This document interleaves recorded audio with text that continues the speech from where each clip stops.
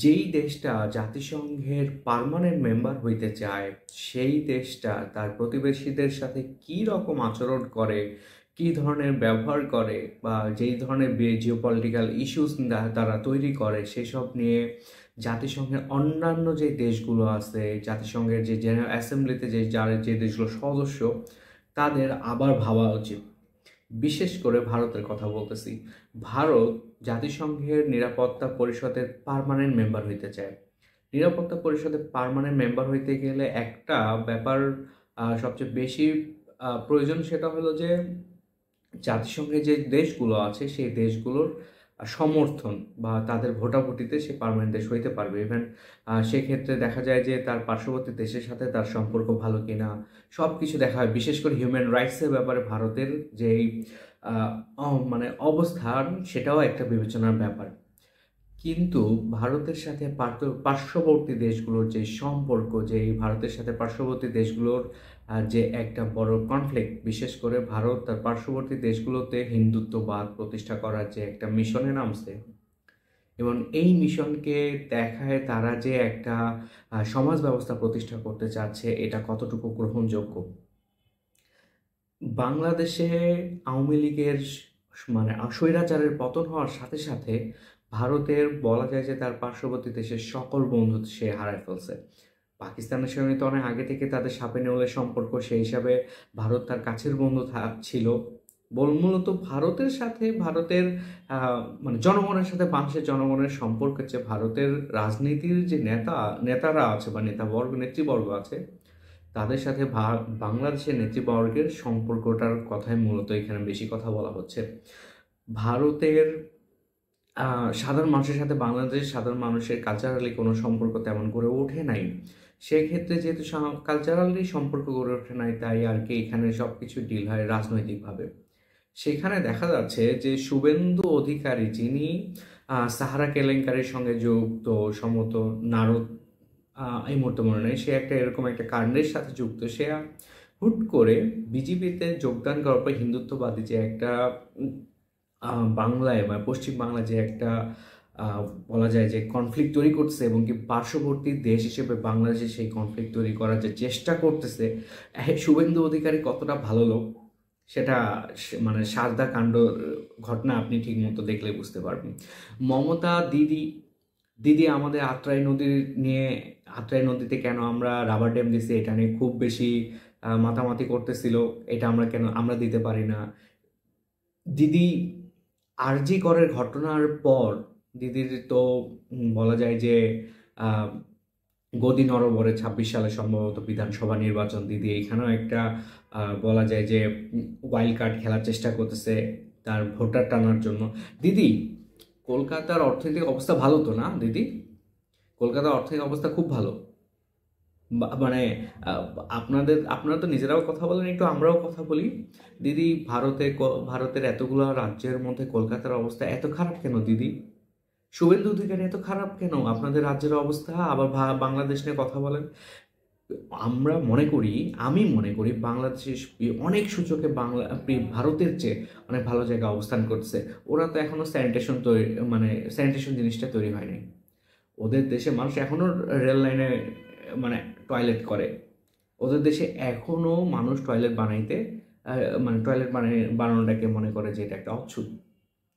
So সেই দেশের মানে নেতাবর্গরা যখন অন্যান্য দেশের ব্যাপারে কথা বলে, তখন আমাদের ইন্ডিপেন্ডেন্ট মিডিয়ার কথা বলা উচিত।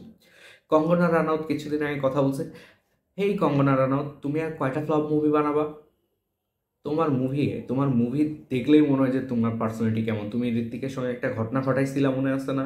আসলে এই সব ধরে ধরে যদি কেউ আমাদের দেশে মানুষ ওইভাবে ভিডিও বানাইতো, সবচেয়ে ভালো হইতো। মোদিজি মোদিজি তো হিন্দুত্ববাদ যে প্রতিষ্ঠা করতেছেন, আমার তো মনে হয় যে ভারতের দলিত সম্প্রদায় যারা বলা যায় যে ভারতের দলিত সম্প্রদায় হলো যারা নন কাস্ট বা হিন্দুদের যারা কাস্টে পড়ে না, আপনি বিলিভ করেন হিন্দুদের যারা কাস্টে পড়ে না, তাদের এই দলিত সম্প্রদায়ের সঙ্গে ভারত কী ধরনের আচরণ করে, আপনি বেশি দূর যাওয়ার দরকার নেই। আর্টিকেল 15 মুভিটা দেখলে আপনি বুঝতে পারবেন।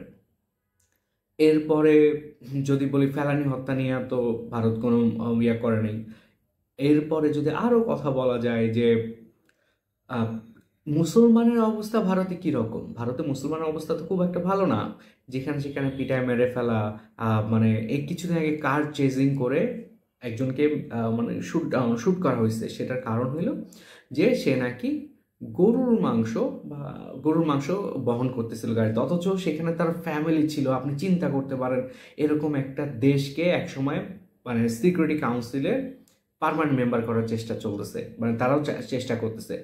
জিও পলিটিক্যালি এই যে আমার ভারতের আশেপাশের দেশগুলো, আমরা যদি কি স্ট্রং হয়ে আমরা যদি আমাদের জায়গা থেকে কথা বলি, ইন্ডিপেন্ডেন্ট মিডিয়া হিসেবে কথা বলি।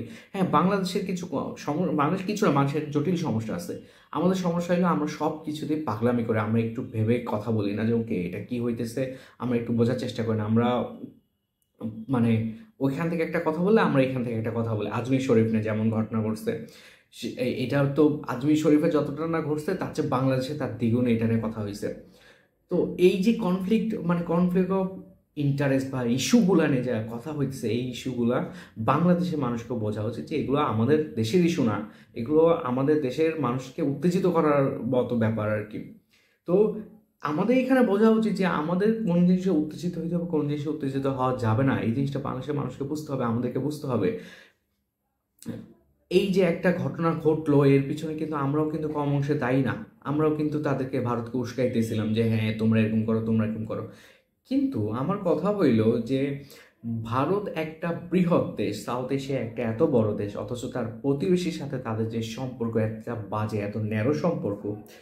এই দেশটা যখন বিশ্বে নিজেকে দেখায় যে মানে আমি খুব বড় জায়গায়, সেখানে তার পার্শ্ববর্তী দেশগুলো কিন্তু সেভাবে নিজেকে নিজেকে আর কি কি বলবো, নিজেকে আর কি ডিসপ্লে করতে পারতেছে না বা নিজেকে ইন্ট্রোডিউস করতে পারতেছে না। এটা আমাদের ব্যর্থতা।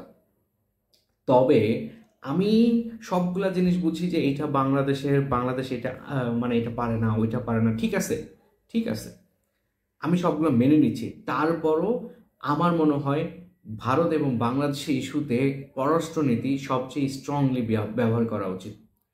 আমরা 2007-এ সম্ভবত 2007-এ বাংলাদেশের কৃষি ব্যবস্থায় একবার একটা প্রচারণা ছিল এরকম, বেশি করে আলু খান, ভাতের উপর চাপ কমান। সো অদূর ভবিষ্যতে যদি আমরা আমাদের জমিগুলোর ভালো, আমাদের যে পতিত জমিগুলো আছে, যে জমিগুলো চাষ হয় না, যে জমিগুলো চাষ হয়, সেগুলোতে যদি আরও মানে যন্ত্রপাতি এবং তথ্য প্রযুক্তির যে মানে উন্নয়ন ঘটাইতে পারি এবং সেগুলোতে ইনপুট করতে পারি, আমার মনে হয় না যে ভারত থেকে আমাদেরকে এত কিছু আমদানি করতে হবে। হ্যাঁ, স্পাইস আমদানি করতে হতে পারে, আমাদের শ্রীলঙ্কা আছে, আমাদেরকে কেন মানে আমরাও একটু বলতে চাই যে আমরাও এমন না যে ওই স্পাইস ছাড়া আমরা নতুন একটা মানে নতুন একটা রেভলিউশন তৈরি করতে পারবো না। ভারতের তো বলা যায় যে ভারত ভারত আপগ্রেডেশন হইতেছে, ভারত ভালো করতেছে, ভারত খারাপ করতেছে না, বাংলাদেশও ভালো করতেছে। কিন্তু ভারতের কয়টা রাজ্য ভালো করতেছে, এটা হলো আসল কথা। সো নিজের চরকায় তেল দেওয়া উচিত, আমাদেরকেও আমাদের চরকায় তেল দেওয়া উচিত। এই চরকায় তেল দেওয়া নিয়ে আমার চরকাটা কেমন চলছে সেটাতে ভারতের নাক না গলাইলেও হয়। একটা পতিত সরকারের জন্য এই মানে ভারত যেটা করতেছে, আবার আমরাও যেটা করতেছি, সেটা দুই পক্ষের জন্য খারাপ হচ্ছে। আমার মনে হয় আবার এই কথাটা বলি যে আমাদের ইন্ডিপেন্ডেন্ট মিডিয়ার দরকার।